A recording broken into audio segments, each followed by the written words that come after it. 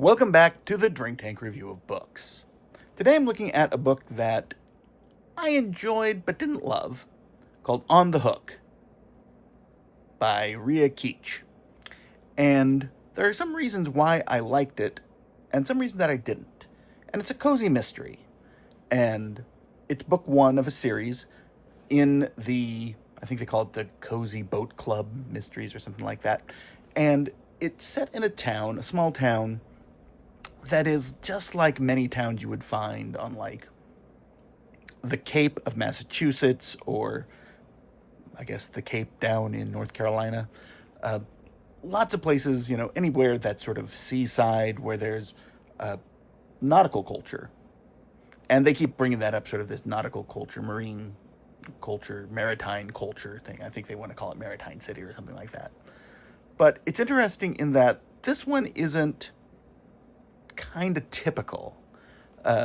It's not as romance-centered as a lot of these cozies are, which I love. I love a good cozy. I tend towards coffee shop cozies.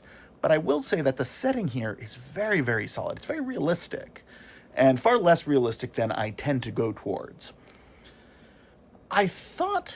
Overall, I thought the characters were great. In particular, Anne is a very realistic teacher. Again, different from a lot of sort of the more over-the-top, hyper-neurotic characters that I see in a lot of the cozies that I read. But I thought that she was a very, very realized character. And I liked that. I liked that a lot. I think that was probably the best part of the book for me.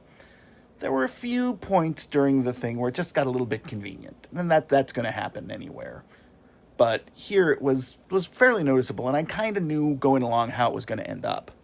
That said, I was still satisfied by the conclusion. And I like that. I like when I can know what's going on and just not care and just enjoy the heck out of it. It's very well written. I thought that the pacing was okay. I thought there were a couple of points where it started and stopped and stalled, but that's also something that happens. And I think it's a solid start. I could see this becoming more and more gripping as the series goes on. She's a character, Anne, who I like, and she's I think in her 30s, and she never remarried after losing her husband in her 20s, and there's sort of a sadness there, but it's interesting the whole way that it works. I give it 3 stars overall. I think it's worth reading, and